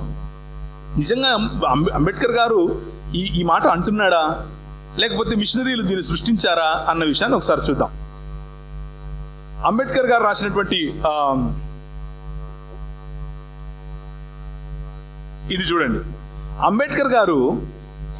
అంబేద్కర్ గారి దృష్టికి రాజీవ్ మల్హోత్రా గారు ఎలా ఉంటారో ఇప్పుడు చూద్దరు. ఇలాంటి కులతత్వవాదం లేకపోతే మతతత్వవాదం ఎవరైతే ప్రోత్సహిస్తారో భారతదేశంలో ఆయన దృష్టికి ఎలా ఉంటారో ఒకసారి చూడండి. If any non-Brahmin were to make such an attempt, the Brahmin scholars would engage in a conspiracy of silence. అంటే ఎవరైతే శూద్రులుగా ఉంటారో వారి గొంతు విప్పి ఇలాంటి ఈ సామాజిక దురాచారాలు, సామాజిక అరాచకాల గురించి మాట్లాడతారో ఈ జాతివాదులు, బ్రాహ్మణవాదులు లేకపోతే మనువాదులు ఏం చేస్తారంటే ఇలాంటి గొంతుకును నులిమేస్తారు. నేను కూడా దాంట్లో ఒక భాగము, నన్ను కూడా ఇలా నులిమేసే ప్రయత్నం చేశారు అని ఆయన చెప్తున్నాడు. As a writer engaged in the exposition of Brahmanic literature I have been a victim of such mean tricks అని అంటున్నాడు. ఇలాంటి ట్రిక్కులు బాబు అయ్యా అమెరికాలో ఉండి నువ్వు చేసే ఈ ట్రిక్కులు ఒకవేళ ఈ రోజు బాబాసాహెబ్ అంబేద్కర్ గారు చూస్తే ఆయన అంటారు, ఇదిగో నా గొంతు నులిమేందుకు నీలాంటి వాళ్ళు ముందు కూడా ఉన్నారు నాయన, కానీ మా గొంతును మాత్రం మీరు నులమలేరు అని చెప్తున్నాడు. ఆయన అంటాడు అంబేద్కర్ గారు తను రాసినటువంటి పుస్తకంలో, a past of the it is చూడండి, I'm sure nothing can be greater error than this. Manu is not a matter of the past. It is even more than a past of the present. It is a living past and therefore as really present as any present can be. మను అనేవాడు జాతివాదం అనేది లేదు అని అనుకుంటే నీకంటే బుద్ధి తక్కువ ఇంకొకడు లేడు నాయన మల్హోత్రా గారు. ఎందుకు అనంటే అది ఈరోజు ఒకవేళ నువ్వు బ్రతికున్నావు అనేది ఎంత నిజమో జాతివాదం లేదా కుల వివక్ష అన్నది ఉంది అనేది కూడా అంతే నిజం అంటూ ఆయన చెప్తున్నాడు. మహారాష్ట్రను పేష్వాలు పరిపాలించే సమయంలో ఏం జరిగేది అన్నమాట ఆయన పుస్తకంలో రాస్తూ, మధ్యాహ్నం 3 నుంచి సాయంత్రం ఉదయం 9 నుంచి మధ్యాహ్నం 3 వరకు నీడ పడతా ఉంటది. కాబట్టి ఈ దళితుల నీడ పేష్వాల మీద పడితే మళ్ళీ వాళ్ళు వెళ్ళి దాన్ని ఏమంటారు శుద్ధీకరణ క్రియలు చేసుకోవాలి. కాబట్టి పూనా సిటీ ప్రాంగణంలోనికి అడుగులు కూడా పెట్టడానికి వాళ్ళకి వీల్లేదు పేష్వాలు పాలించే సమయంలో. ఇది అంబేద్కర్ గారు స్వయంగా రాస్తున్నారు. వారి నీడ పడితే కూడా మేము పొల్యూట్ అయిపోతాం కాబట్టి వారిని లోపలికి రానియకండి. ఇంకా in Maharashtra an untouchable was required to wear a black thread. చూపించుకోవడానికి నేను అంటరాని వాడిని అని చూపించుకోవడానికి ఒక బ్లాక్ థ్రెడ్ కట్టుకోవాలి. కట్టుకోకపోతే పేష్వాలు వాడికి శిక్ష విధించేవాడు, నువ్వు మమ్మల్ని మోసం చేస్తున్నావు అని చెప్పటానికి. In Gujarat the untouchables were compelled to wear a horn as their distinguishing mark. కొమ్ములు పెట్టుకొని తిరగాలి. మ్లేచ్చులు అని పిలిచారు మనల్ని. నేను ఎందుకు ఇంతకుముందు ఆ మాట చెప్పాను అనంటే భారతదేశంలో సంస్కృత భాషకు మరియు ద్రవిడ భాషలకు పొంతన లేదు అని. అది ఇదిగో ఈ పుస్తకంలో రాసింది. ది తంత్రవర్తిక ఆఫ్ కుమారీల భట్ట. ఈ పుస్తకంలో ఏమని రాస్తుంది అనంటే ఆర్యేతర భాషలు లేకపోతే సంస్కృతేతర భాషలు ఏవైతే ఉన్నాయో తెలుగు, తమిళము, కన్నడ, మలయాళము, కోయా, గోండి ఇక ఎక్సెట్రా ఎట్సెట్రా ఎట్సెట్రా ఏవైతే ఉన్నాయో అవన్నీ మ్లేచ్ఛ భాషలు అని రాశాడు. మ్లేచ్ఛ భాషలు వాటిని చదవకూడదు, వాటిని మాట్లాడకూడదు, అవన్నీ కూడా మ్లేచ్ఛలకు సంబంధించినవి.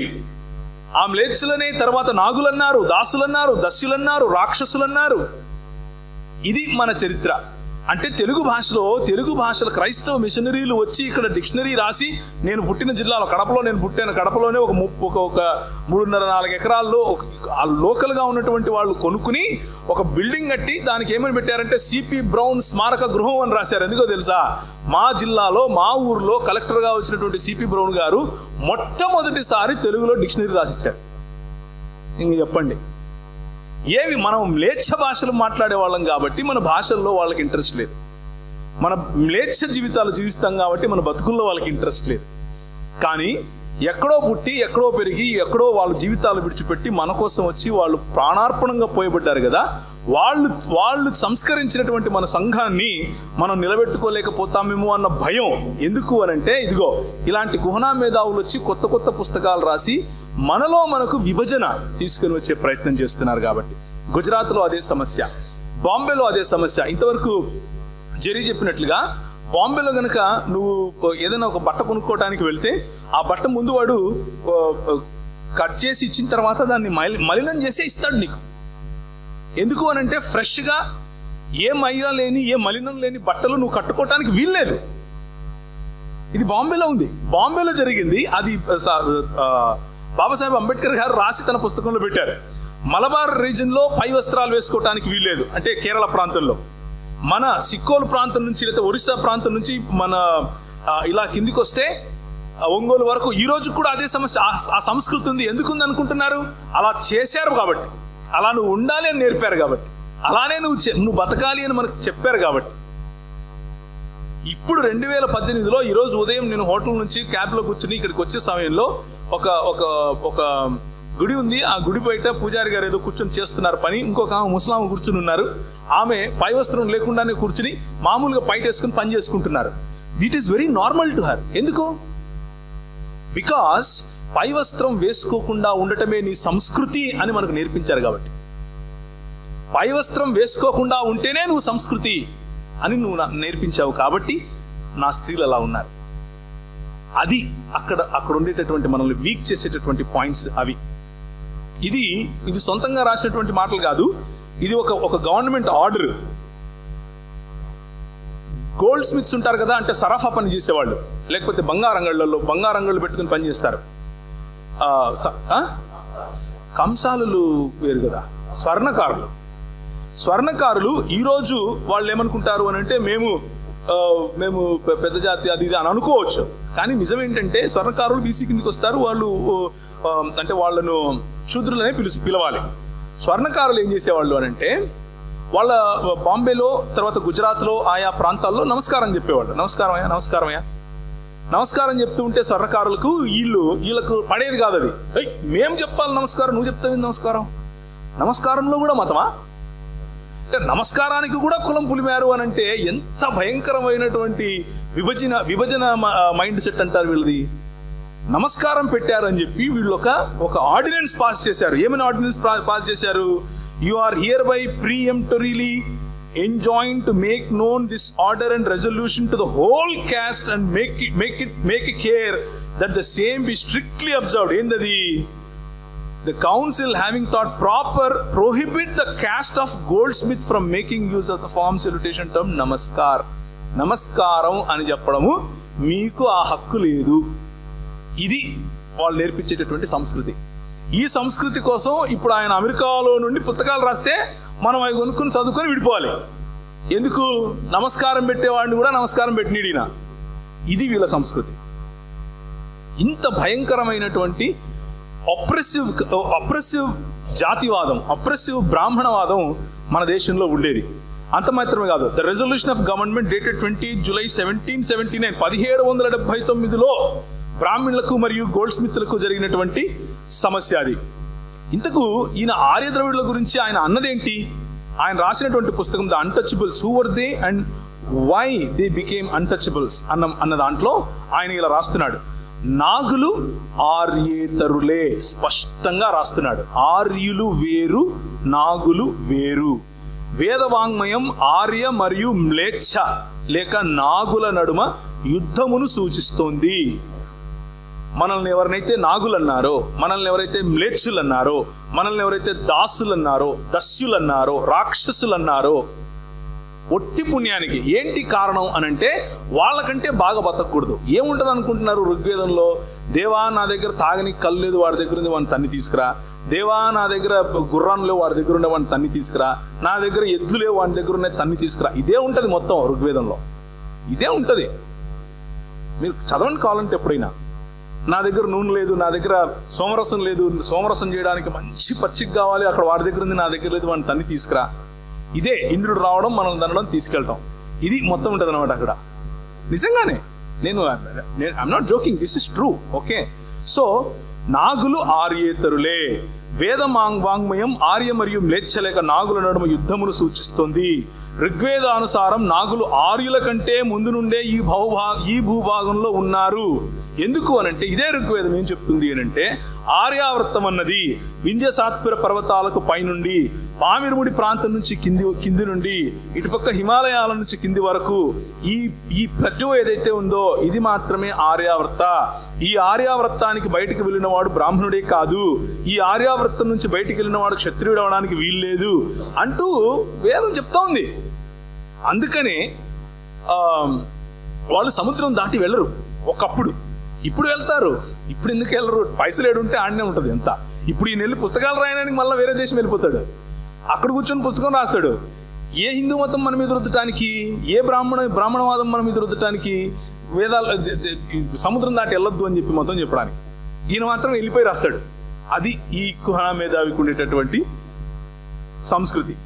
ఆంధ్రదేశం మరియు దాని ఇరుగు పొరుగు దేశాలు, ఇది కూడా అంబేద్కర్ గారు అన్నారు. అంబేద్కర్ గారు రాసినటువంటి ఇంతకుముందు చూపించినటువంటి పుస్తకంలో భాగం. ఆంధ్రదేశం మరియు దాని ఇరుగు పొరుగు దేశాలన్నీ కూడా నాగులకు సంబంధించినవే. మనము నాగులకు సంబంధించినవే. ఇంతకుముందు ఏమన్నారు? నాగులు ఆర్యులు కారు. ఆంధ్రదేశం మరియు ఇరుగు పొరుగు దేశాలన్నీ కూడా నాగులకు సంబంధించినవే అన్నది నిర్వివాదంగా చాలా ఆధారాలతో నిరూపించబడినది.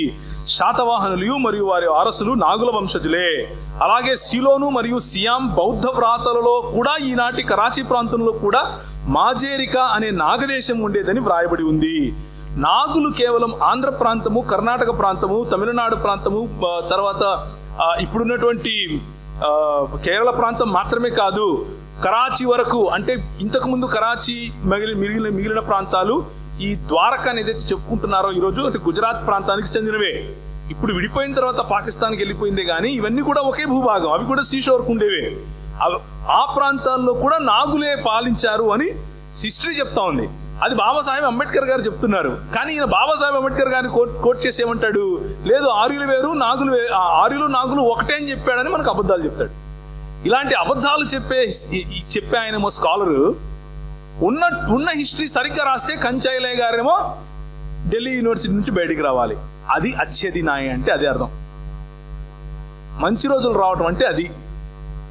అసలు అంబేద్కర్ గారు ఏమన్నారంటే, ఇంతకీ ద్రవిడులు ఎవరు? నాగులా లేక వేరే వాళ్ళ, లేక ఒకే జాతికి ఉన్న వేరు వేరు పేర్లా? చాలా మంది నాగులు ద్రవిడులు వేరు వేరు అనుకుంటారు. కానీ చాలా మందికి ఆశ్చర్యపరిచే విషయం ఏంటంటే, ద్రవిడులు నాగులు అన్నవి ఒకే జాతికి ఉన్న రెండు పేర్లు. ఈయన ఎంతైతే కష్టపడి ద్రవిడులు ఆర్యులు ఒకటే అని ప్రూవ్ చేయడం కోసం ఎవరిని అరువు తెచ్చుకున్నాడు? అంబేద్కర్ గారిని అరువు తెచ్చుకున్నాడు. ఎందుకు? ఈయన చెప్తే ఇండు, ఆయన చెప్తే వింటారు అనుకున్నాడు. కానీ ఆయన చెప్పేది పూర్తిగా తీసుకుని ఉంటే ఈయన అసలు రాసేవాడు కాదు. సగం సగం తీసుకుంటూ వచ్చే సమస్యలు ఇవి. ఆయన ఏమంటున్నాడు అనంటే, నాగులు వేరు, ఆర్యులు వేరు, నాగులు ద్రవిడులు ఒకటే. దీన్ని బట్టి మనకి ఏమర్థమవుతుంది అనంటే, ఈయన కంటే ముందు వచ్చినటువంటి మేధావులు అందరూ కూడా, మ్యాక్స్ మిల్లర్ గారు కానివ్వండి, దయానంద సరస్వతి కానివ్వండి, బాలగంగాధర్ తిలక్ కానివ్వండి, గురుజీ గోల్వాల్కర్ గారు కానివ్వండి, స్వామి వివేకానంద కానివ్వండి, ప్రతి ఒక్కరూ ఇదే ఫిలాసఫీని బేస్ చేసుకుని ప్రజల పైన వారి వారి ప్రభావం చూపించే ప్రయత్నం చేశారు. అరబిందో గారు కూడా అంతే. ఈ భాష ఆ భాష దగ్గరి సంబంధాలు ఉన్నాయి అన్నారే కానీ వారు ఒకటే అనలేదు. బాలగంగాధర్ తిలక్ గారేమో ఒక పుస్తకమే రాసేశారు, వాళ్ళు వేరు వీళ్ళు వేరు అని చెప్పి, అది కనపడలేదు. కానీ క్రైస్తవ మిషనరీలు చేశారు అని పొంకటానికి క్రైస్తవ మిషనరీల పైన లేనిపోని భయంకరమైనటువంటి ఈ విభజించి పాలించేటటువంటి మతోన్మాదాన్ని, రెచ్చగొట్టేతనాన్ని ప్రజలను విడిపోయేలా చేయాలి అని చేసేటటువంటి ప్రయత్నమే ఈ అమెరికన్ చేస్తున్నటువంటి ప్రయత్నం. పేరు రాజీవ్ మల్హోత్రా, కానీ అమెరికన్ ఆయన. పోనీ అన్ని క్రైస్తవులే రాస్తున్నారు. ఇది టైమ్స్ ఆఫ్ ఇండియా మేము రాయలేదు కదా. టైమ్స్ ఆఫ్ ఇండియా క్రైస్తవులు రాస్తారా? మీలో ఎవరైనా ఉన్నారా times of India chief editor కానీ, లేకపోతే టైమ్స్ ఆఫ్ ఇండియాను ఓన్ చేసుకున్నారు కానీ? వాళ్ళు ఏమంటున్నారు? Upper Indian male more European, upper caste Indian male more European says the recent discoveries. అంటే ఇక్కడ స్థానికంగా ఉన్నటువంటి ద్రవిడుల పైన బయట నుంచి వచ్చినటువంటి ఎవరైతే బ్రాహ్మణులు, క్షత్రియులను అనుకుంటున్నారో వారు యూరోప్ ప్రాంతం నుంచి వచ్చారు, వీరి డిఎన్ఏ వారితో కలుస్తోంది అని పేపర్ చెప్తా ఉంది ద టైమ్స్ ఆఫ్ ఇండియా. 4500 సంవత్సరాల ఓల్డ్ డిఎన్ఏ ఫ్రమ్ రాఖీ గారి reveals evidence that will unsettle Hindutva Nationalist. దీని మీదనే ఇంతవరకు చర్చ జరిగింది. దీని మీదనే వాళ్ళు ఇంతవరకు కొట్లాడుకుంటున్నారు. ఈ మధ్య బర్క్లీ అనేటటువంటి యూనివర్సిటీలో భరతనాట్యం గురించి ఒక యూనిట్ పెట్టారు, ఒక భాగం. ఆ యూనిట్ లో ఈమె గారిని తీసుకెళ్లి ఆమెను పెద్ద చేశారు. ఆమెను అక్కడ లీలా శాంసన్ అనే ఆమె గారు భరతనాట్యంలో భారతదేశంలో పేరెన్నిక గల వాళ్ళలో ఆమె ఒకటి. ఆమె పేరుకు శాంసన్ అని ఉంది కాబట్టి ఆమె ఏమైపోయింది ఇప్పుడు? క్రిస్టియన్. అంతే, ఆమె క్రిస్టియన్. శాంసన్ అంటే కల్వస్గా క్రిస్టియన్ చెప్పాలి. ఆమె చెప్తోంది ఆమె ఏముంటుంది, ఆమె హిందూ, నమ్మకంలో నేను హిందువునని ఆమె చెప్తూ ఉంటే ఆమెమో ఇప్పుడు ఏమైపోయింది? క్రైస్తవురాలు అయిపోయింది. ఈమంట లీలా శాంసన్ గారంట మొత్తం క్రైస్తవ ఇవాంజలిస్టులు అందరికీ నాయకురాలంట. ఈయన కల్లో కనిపించి చెప్పింది. అసలు మీకు ఈమె పేరన్నా తెలుసా? ఎవరికి తెలియదు, ఆయనకు ఒక్కరికే తెలుసు. ఈమె మాత్రం క్రైస్తవ ఇవాంజలిస్టులందరికీ నాయకురాలు. ఎందుకు అనంటే ఆమె ఏమంటోంది అనంటే భరతనాట్యంలో ఉన్నటువంటి కొన్ని భంగిమలు ఏవైతే ఉన్నాయో అవి అశ్లీలంగా ఉన్నాయి.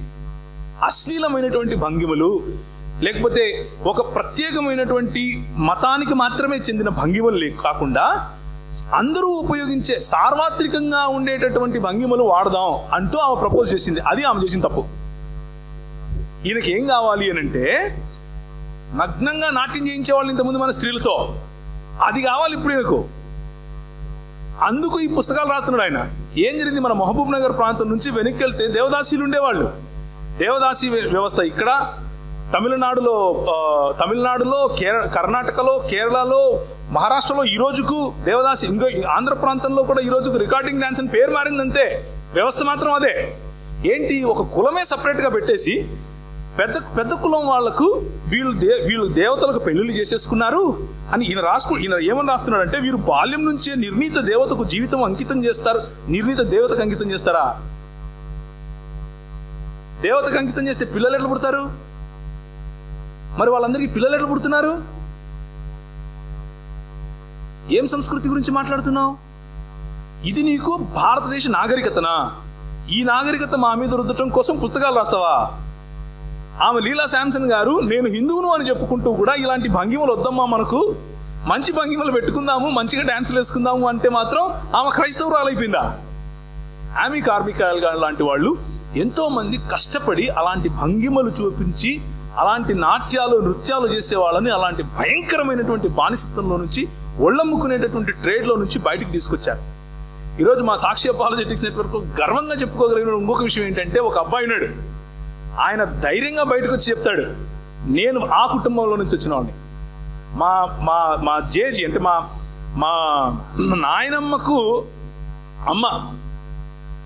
నాయనమ్మకు అమ్మ యేసుప్రభుని నమ్ముకునింది.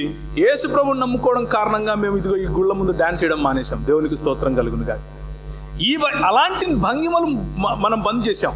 అలాంటి భంగిమలను పవిత్రపరిచాం. అలాంటి నృత్యాలను పవిత్రపరిచాం. నృత్యంలో సమస్య ఉందని ఏ క్రైస్తవుడు చెప్పడు. నృత్యంలో సమస్య లేదు.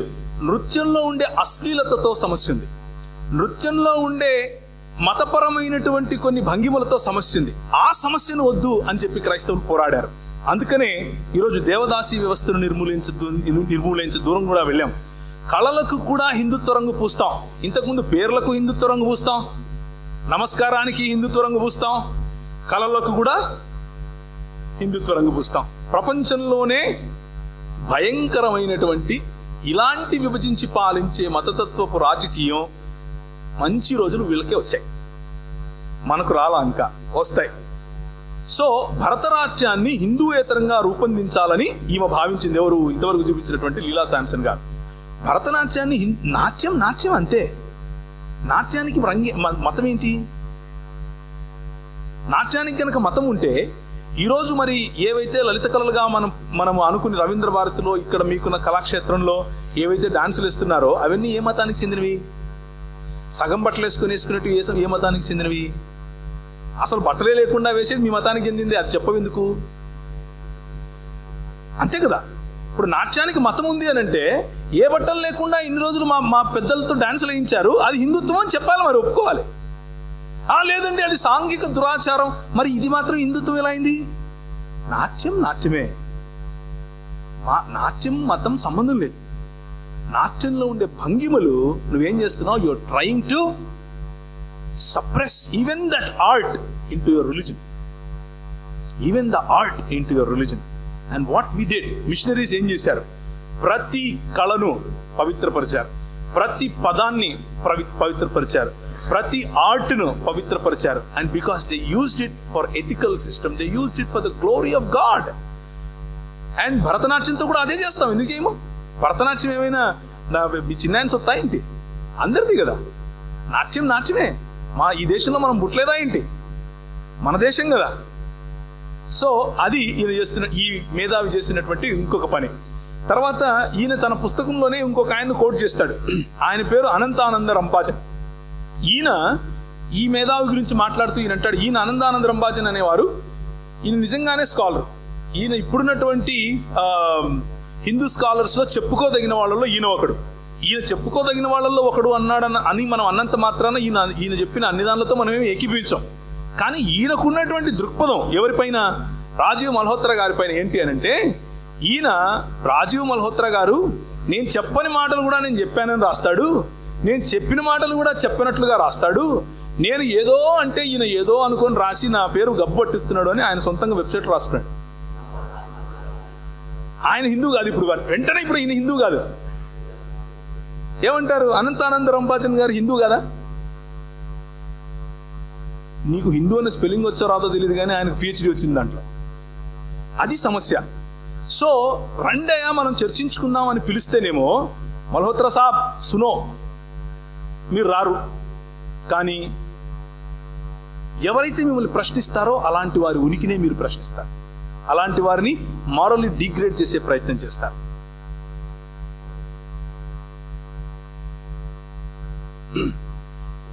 భారతీయ నాగరికతను నిందించడమే క్రైస్తవుల యొక్క పని అని ఒక స్టేట్మెంట్ ఇచ్చాడు. నేను అండర్లైన్ చేసి పెట్టాను అక్కడ. భారతీయ నాగరికతను నిందించడమే క్రైస్తవుల పని. దీంట్లో మనోళ్ళు ఏం చేశారంటే ఈస్ట్ ఇండియా కళాశాలల్లో భారతదేశంలో కళాశాలలకు ఉద్యోగాలకు పంపడానికి ముందు ఆంగ్లేయులను భారతీయ సంస్కృతికి వ్యతిరేకంగా రూపొందించారు. వ్యతిరేకంగా రూపొందించడం అంటే ఏంటంటే ఆ పుస్తకంలోనే వివరిస్తూ రాస్తాడు. వాళ్ళకి ఏమని నేర్పిస్తారనంటే భారతదేశంలో ఉండే సంస్కృతిలో స్త్రీలకు పురుషులకు మధ్య వివక్ష ఉంది. భారతదేశ సంస్కృతిలో నాట్య కళలను పోషించరు. భారతదేశ సంస్కృతిలో మన సంస్కృతికి వ్యతిరేకంగా అంటే పాశ్చాత్య సంస్కృతికి వ్యతిరేకంగా ఉంటుంది అని రాశారు. అది నిజమే, సగం నిజమే. ఎస్, మేము ఈ దేశంలో ఉన్నటువంటి అలాంటి కుసంస్కృతులను విచ్ఛిన్నం చేశాం, ఒప్పుకుంటున్నాం. ఎందుకు ఒప్పుకోము? పై వస్త్రం వేయకుండా ఉండటం నీకు నాగరికత అయితే పై వస్త్రం వేసుకోవటం నాకు నాగరికత. విచ్ఛిన్నం చేస్తాం దాన్ని. దేవునికి స్తోత్రం కలుగును గాక. నువ్వు అన్నం పెట్టరా నాయనా అని అంటే నువ్వు వెళ్ళి ఇదిగో నా ఎద్దుతో పాటు పని చేయి, అది పేడ పెడితే దాన్ని నేను నీకు ఒంగోలు ప్రాంతంలో జరిగిన విషయం, ఇది కొత్తదేం కాదు. అందుకనే మనల్ని రైస్ క్రిస్టియన్ అని పిలుస్తారు. ఆ పేడ నేను నీకు జీతంగా ఇస్తాను, నువ్వు వెళ్ళి కడుక్కొని దాంట్లో ఎద్దులు తినంగా అరగకుండా మిగిలిపోయినటువంటి గింజలు ఏవైతే ఉంటాయో దాన్ని ఆరబెట్టుకుని మంచిగా పౌడర్ చేసుకుని మంచిగా రొట్టెలు వేసుకొని తిను అని చెప్పావు కదా, అది నీకు నాగరికత, మాకు అది వివక్ష. కనుకనే వారికి భోజనం పెట్టాం. అవును, భోజనం పెట్టాం. అలాంటి సంస్కృతిని విచ్ఛిన్నం చేస్తాం. అదే క్రైస్తవ దృక్పథం. అందుకే మేము పిలువబడ్డాం. అందుకనే నీ రాజ్యం వచ్చిన గాక అని ప్రార్థన చేస్తున్నాం. దేవునికి స్తోత్రం కలుగును గాక. అవునా కాదా? Yes, we did that. We broke India. We broke the chains of this Manusmriti. ఈరోజు వందలకు వందలు, లక్షలకు లక్షలు, వేలకు వేల మంది ఈరోజు నిలబడుకుని యేసు ప్రభువును ఆరాధిస్తున్నారు అని అంటే నాట్ జస్ట్ బికాస్ మనం వచ్చి ఏదో 2 భక్తి మాటలు చెప్పి వెళ్ళిపోయామని కాదు. It is because we broke the chains of Manusmriti. We broke the chains of ఈ అసమానతలు తీసేశాం. సంఘంలో ఉండే భయంకరమైన అరాచకమైనటువంటి పనులు తీసేశాం. అది ఎలా కారణం జరిగింది? ఇదిగో మన వెనకాల బొమ్మలు కనిపిస్తున్నది చూసారా, వాళ్ళు ప్రాణాలను విత్తనాలుగా నాటారు. వాళ్ళ రక్తాన్ని దానికి నీళ్లుగా పెట్టారు. అందుకనే ఈరోజు సంఘం ఇలా పెరుగుతోంది. ఈయనంటాడు, కోల్డ్వెల్ గారు రాసినటువంటి పుస్తకం ఒకటి ఉంది. ఆయన మధురై ప్రాంతంలో ఆయన పరిచయం చేసి చాలా గొప్పవారు. బిషప్ కోల్డ్వెల్ గారు అని పిలుస్తారు ఆయన్ని. చాలా గొప్పవారు. ఆయన రాసినటువంటి పుస్తకాలను దొయ్యబడుతూ ఈయనంటాడు, అలా కాదు, అఖిల భారత హిందుత్వం నుంచి ద్రావిడులను వేరు చేయడానికే చేశాడు అని అంటాడు. మరి ఇంతకుముందే నేను మీకు చెప్పాను, ఏమని చెప్పాను? అయ్యా, కీజాడి ఎక్స్కవేషన్స్ జరుగుతున్నాయి తమిళనాడులోనే. ఎక్కడైతే కోల్డ్వెల్ గారు పనిచేశారో అక్కడే జరుగుతున్నాయి. మరి అక్కడ బయటపడిన ఏ త్రవ్వకంలో కూడా ఒక హిందూ దేవత లేడెందుకు? అక్కడ బయటపడిన ఏ త్రవ్వకంలో కూడా ఒక సంస్కృత భాష సంబంధించినది లేదెందుకు? అక్కడ బయటపడిన త్రవ్వకాలలో ఎక్కడ కూడా గుళ్ళు గోపురాలు కనపడటం లేదెందుకు? ఎప్పుడు ఇది?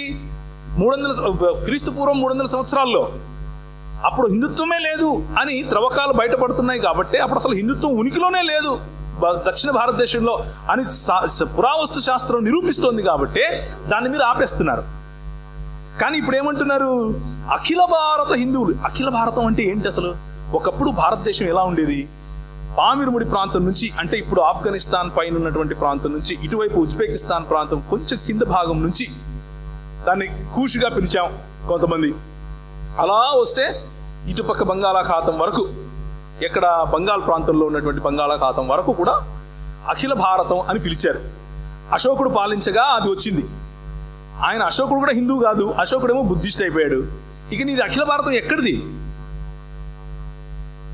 బ్రిటిష్ వాళ్ళు రాకముందు, లేకపోతే మొఘళ్ళు రాకముందు అన్ని చిన్న చిన్న రాజ్యాలేగా.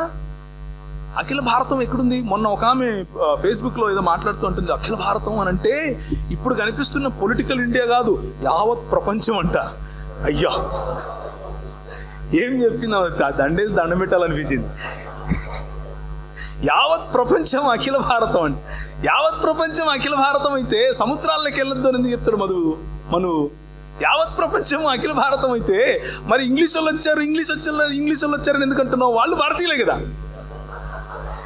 ఏమన్నా లాజిక్? యావత్ ప్రపంచం అఖిల భారతం అయితే స్వదేశీ విదేశీ లేనే లేదు కదా. ఒక్కొక్కసారి మైండ్ అర్థం కాదు ప్రజలకి. సో అఖిల భారత హిందుత్వం అనేది ఒక మిథ్య, ఒక కళ. అది లేదు, ఎప్పుడు లేదు. అది ఎలా వచ్చింది అని అంటే, మరి వీళ్ళు ఈయన ఇంకొక ఈ మాట చెప్పేట దగ్గర నేను చెప్తాను. ఏంటి అని అంటే, బౌద్ధ మతం ఇంతకుముందు మనం చూసినట్లుగా యావత్ మన భారతదేశం నుంచి ఇటువైపు శ్రీలంకకు, అటువైపు మనకు థాయిలాండ్ వరకు కూడా ఒకప్పుడు భారత భూభాగంలోనే ఉండేవారు వాళ్ళందరూ కూడా. ఎలా కలిశారు వాళ్ళు? థాయిలాండ్ వరకు ఉన్నటువంటి భూభాగం కూడా భారత భూభాగంతో ఎలా కలిసింది అని అంటే, బౌద్ధ మతం విస్తరించడం కారణంగా, హిందుత్వం విస్తరించడం కారణంగా కాదు.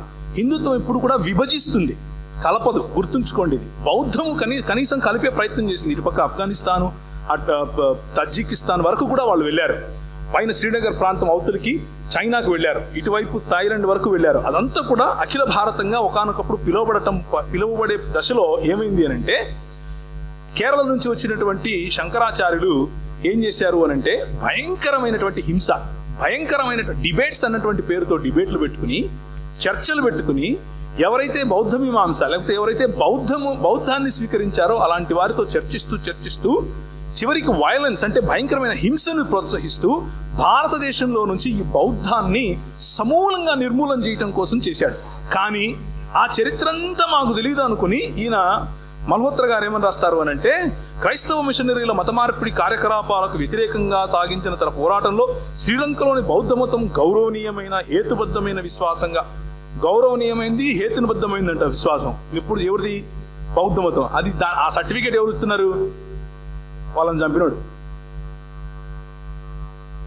అది హేతుబద్ధమైతే భారతదేశంలో ఎందుకు లేకుండా పోయింది? అది హేతుబద్ధము, అది దాన్ని ఏమంటారు, గౌరవనీయమైంది అయితే ఎందుకని హిందువులు లక్షల బౌద్ధులను చంపారు. ఒకరిద్దరిని కాదు, లక్షల మంది బౌద్ధ మఠాలను చంపారు. బౌద్ధ మఠాలను నిర్వీర్యం చేశారు. కొండల్లో కోనల్లో పోయి దాక్కున్నారు. ఆఫ్ఘనిస్తాన్ ప్రాంతానికి పోయి దాక్కున్నారు. థాయిలాండ్ ప్రాంతానికి పోయి దాక్కున్నారు. జావా, సమత్రా, దాన్ని ఏమంటారు, సింగపూర్, మలేషియా, వీటన్ని చోట్లకి పారిపోయారు. ఎందుకు పారిపోయారు? మీరు చేస్తున్నటువంటి అట్రాసిటీ కారణంగా కదా.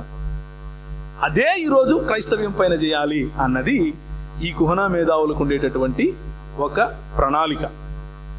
బ్రాహ్మణ వ్యతిరేకత కాదు, వివక్షకు వ్యతిరేకత. ఇది క్రైస్తవ దాన్ని ఏమంటారు స్టాండ్ పాయింట్. ఈ బ్రాహ్మణ వ్యతిరేకతను బ్రిటిష్ పాలకుల సహాయంతో బ్రాహ్మణేతర తమిళులు రాజకీయ సిద్ధాంతంలోకి చెప్పించారంట. బ్రాహ్మణులకు ఎవరు వ్యతిరేకులు కాదు, బ్రాహ్మణ వాదానికి వ్యతిరేకులం. బ్రాహ్మణులతో మాకేం సమస్య? బ్రాహ్మణులతో కాదు సమస్య, బ్రాహ్మణవాదంతో సమస్య. దానియేలు ఆనాడే ప్రవచించాడు, ఒకానొక సమయం వస్తుంది రాజా నెబుకద్నెజర్, ఒక పక్క ఇనుము ఉంటుంది, ఒక పక్క మట్టి ఉంటుంది, రెండూ కలిసినట్లుగానే ఉంటాయి, కానీ ఆ రెండిట్లో పొత్తు కుదరదు. అలాంటి రాజ్యం రాబోతా ఉంది. ప్రతి దేశంలో ఉంటుంది ఇలాంటి రాజ్యం ఒకటి. మన దేశంలో అదంతా అదే ఉంది. కానీ ఏ చేయి చేత తొలచబడినటువంటి ఒక చిన్న రాయి ఆ ఇనుము మరియు మట్టి కలిసినటువంటి దాని పాదముల మీద పడుతుంది, దుల్లగుడుతుంది, తుత్తునీలుగా చేస్తుంది, గాలికి చెదరగొట్టిపోయినట్లుగా ఆ మట్టి లేకుండా పోతుందని చెప్పాడు దానియేలు ప్రవక్త. That is the Kingdom of God. దేవుని యొక్క రాజ్యం. దేవుని యొక్క రాజ్యము బ్రాహ్మణులకు వ్యతిరేకం కాదు. దేవుని యొక్క రాజ్యము వివక్షను చూపించే ప్రతి భావజాలానికి వ్యతిరేకం. దేవుని యొక్క రాజ్యము మానవులను కలవనీయకుండా, పొత్తు లేకుండా చేసే, విభజించి పాలించే ప్రతి భావజాలానికి వ్యతిరేకం. కనుక మనము జాగ్రత్త పడాలి. ఒకవేళ త్వరగా వెళితే ఆయన అంటాడు, ఈ ప్రక్రియలోనే అట్రాసిటీ సాహిత్యం మనం చేస్తున్నాము అంటాడు. ఏంటి మనం చేసిన అట్రాసిటీ సాహిత్యం అని అంటే, బైబిల్ వంచడం అట్రాసిటీ సాహిత్యం. మనం చేసిన అట్రాసిటీ సాహిత్యం ఏమిటి అని అంటే, భారతదేశంలో ఉన్నటువంటి తెగలను, జాతులను అర్థం చేసుకుని సరైనటువంటి హిస్టరీ రాయటం. ఇంతవరకు మన సహోదరులు చెప్పినట్లుగా భారతదేశంలో ఉన్నటువంటి వివక్షను చూసి దానికి వ్యతిరేకంగా పోరాటం అట్రాసిటీ సాహిత్యం. వీళ్ళకి అర్ధనగ్నంగా నాట్యం చేస్తున్న వాళ్ళని అలా చేయకూడదు అంటూ సుప్రీంకోర్టు దాకా వెళ్ళి పిల్లు వేసి వీళ్ళను ఉద్ధరిస్తే అది అట్రాసిటీ సాహిత్యం. వీరికి అన్నం తినడానికి హక్కు ఉంది, వీరికి విద్యకు హక్కు ఉంది అని చెప్పి హైకోర్టులో 4 రాష్ట్రాల్లో హైకోర్టుకు వెళ్ళి తీసుకొని వస్తే చివరికి అక్కడున్నటువంటి గవర్నర్ గారు యావత్ బ్రిటిష్ సామ్రాజ్యంలో కూడా ఇది ఉండకూడదు అని ఒక ఆర్డినెన్స్ జారీ చేశారు. అది అట్రాసిటీ. తిలక్ గారు ఇంతవరకు చెప్పారు కదా. ఈయన తిలక్ గారు మొన్న పండగ జరిగింది, వినాయక చవితి పండుగ. అది యాక్చువల్గా ఇంతకు ముందు నేను చిన్నప్పుడు వినాయక చవితి పండుగ ఉన్నది కూడా తెలిసేది కదా. గుర్తుచప్పుడు కాకుండా వాళ్ళు పోయి దాన్ని ఏమంటారు కుడుములు వగేరా తినేవాళ్ళు, పూజలు చేసుకునే వాళ్ళు అయిపోయింది. కానీ ఇప్పుడు ఎందుకంత పబ్లిసిటీ చేస్తున్నారు అనుకుంటున్నారు?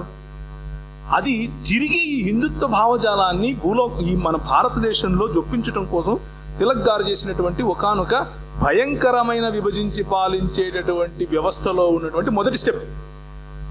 ఎందుకు అనంటే, బాబాసాహెబ్ అంబేద్కర్ గారు చూపిస్తున్నటువంటి సమానత్వం అనేటటువంటి భావజాలం.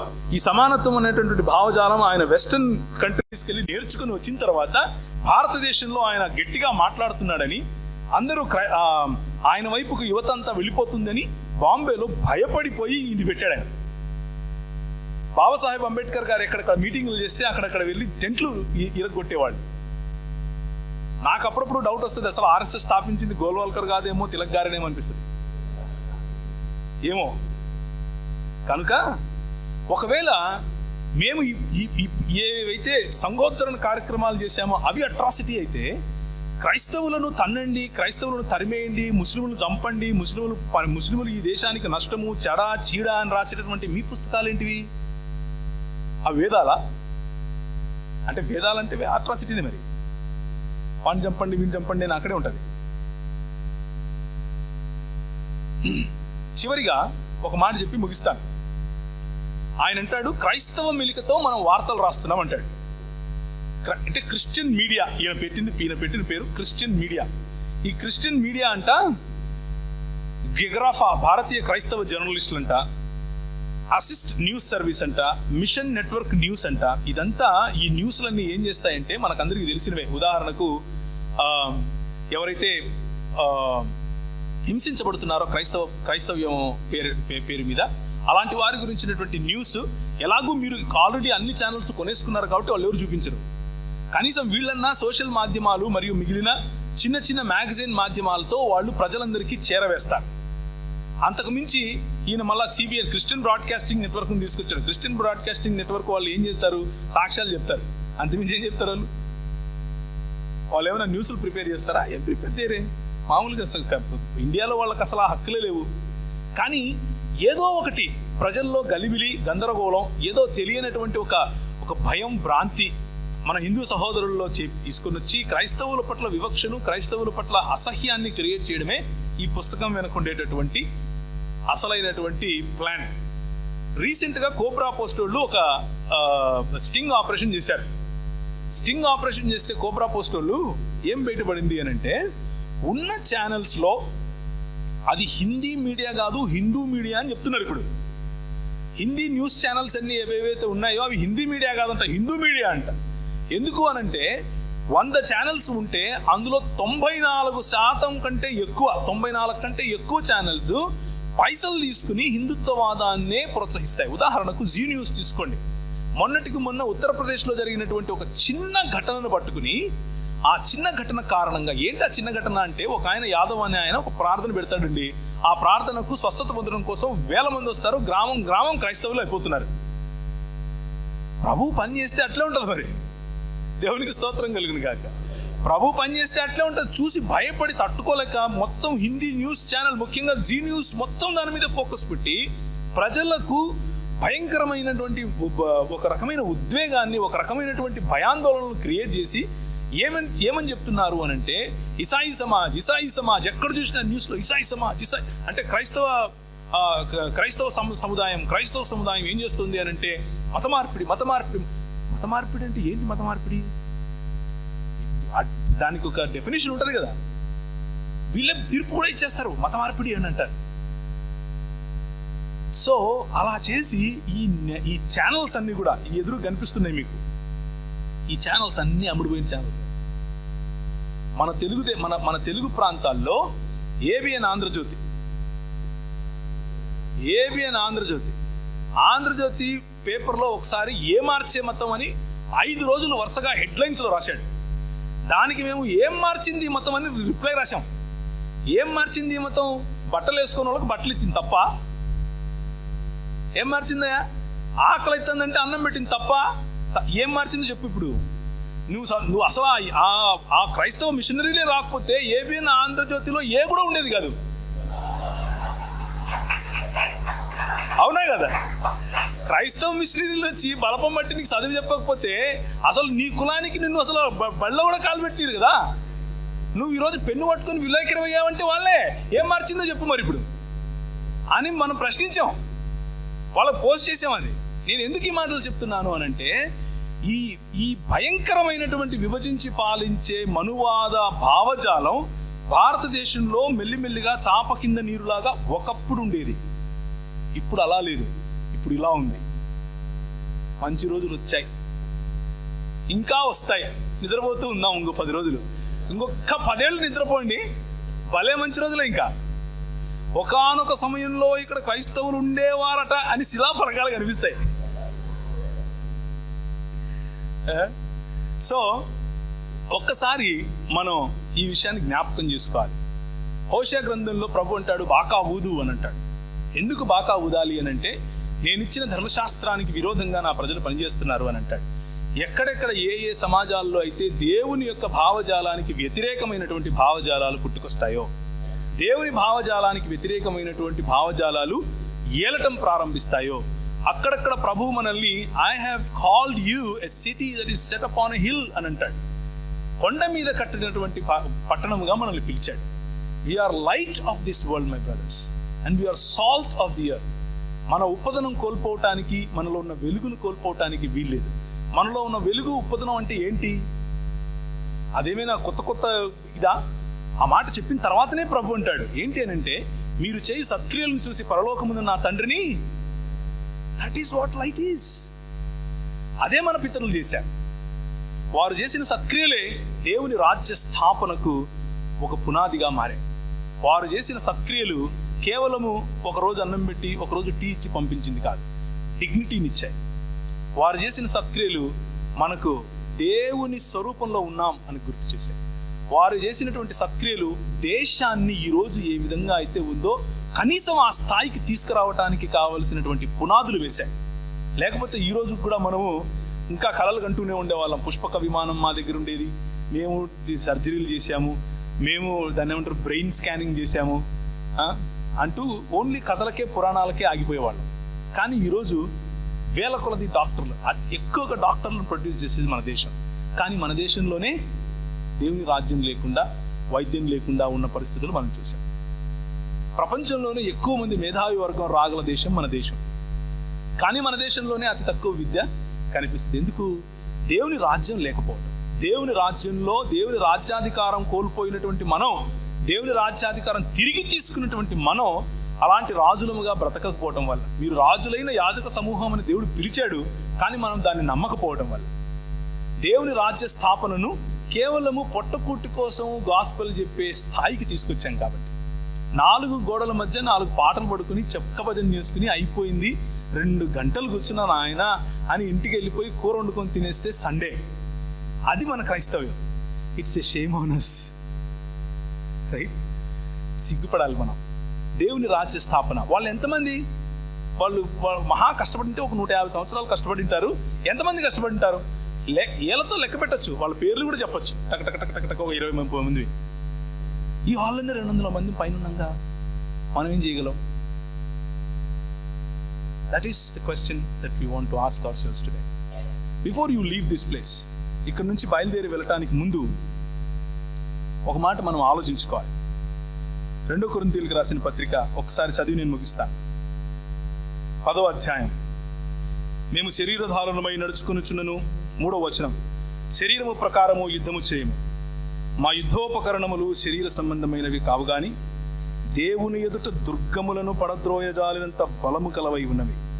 మేము వితర్కములను, దేవుని గుర్చిన జ్ఞానమును అడ్డగించు ప్రతి ఆటంకమును పడద్రోసి ప్రతి ఆలోచనను క్రీస్తుకు లోబడినట్లు చెరపట్టి మీరు సంపూర్ణ విధేయతను కనపరుచినప్పుడు సమస్తమైన అవిధేయతకు ప్రతిదండన చేయ సిద్ధపడి ఉన్నాం. ప్రభు 28వ అధ్యాయం మత్తయి సువార్తలో మీరు గో యీ ఇంటూ ఆల్ నేషన్స్ అని అంటాడు. గో ఇంటూ ఆల్ ఎత్నే. ఎత్నే అన్నప్పుడు దేశములు అని అర్థం, పీపుల్ గ్రూప్స్ అని అర్థం. అవర్ పీపుల్ గ్రూప్, నా దేశం, నా ఎత్నే కూడా దేవుని రాజ్యంలోనికి, శిష్యత్వంలోనికి ఈ దేశాన్ని నడపగలగాలి. అలా చేయటానికి ప్రభు మనకిచ్చేటటువంటి పిలుపు ఏమిటి అంటే, ఒక యుద్ధ వాతావరణంలో మనం ఉన్నామని గుర్తుంచుకోవాలి. ఆ యుద్ధ వాతావరణం భౌతికమైంది కాదు, యుద్ధ వాతావరణం భావజాల రూపమైంది.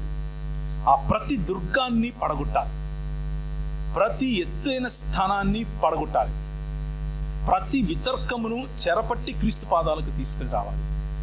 ఏ భావజాలం అయితే దేవుని రాజ్యానికి వ్యతిరేకంగా ఉందో, దేవుని రాజ్య నియమాలకు వ్యతిరేకంగా ఉందో, ఒక పక్క దేవుని రాజ్యము సమానత్వాన్ని చెబుతూ ఉంటే నేను విభజిస్తాను అని చెబుతూ ఉందో, ఒక పక్క దేవుని రాజ్యము వివక్ష లేకుండా ఉండాలి అని అంటే నేను వివక్ష చూపిస్తానంటుందో, ఒక పక్క దేవుని రాజ్యము న్యాయం ఉండాలి అందరికీ అని అంటే లేదు, న్యాయము నీ పుట్టుక మీద ఆధారపడి ఉంటుంది అని ఒకడంటే, ఒక పక్క కనికరాన్ని ప్రేమించాలి అని దేవుని రాజ్యంలో ఉంటే కనికరము అని అంటేనే తప్పు, అది పాపము అని చెప్పే భావజాలం ఉంటే, దేవుని బలిష్టమైన చేతి కింద దీన మనసు కలిగి బ్రతకాలి అని దేవుని రాజ్యం చెబుతూ ఉంటే, లేదు ఇదంతా కూడా నేను నిర్మించుకున్నది, నాది అన్నటువంటి స్వార్థపూరితమైనటువంటి రాజకీయ ఎత్తులతో కూడినటువంటి భావజాలం వస్తూ ఉంటే, క్రైస్తవులముగా మనం దేవుని రాజ్య స్థాపన కోసం కేవలం నీ రాజ్యం వచ్చునుగా కానీ ప్రార్థిస్తే సరిపోదు అంటున్నాను.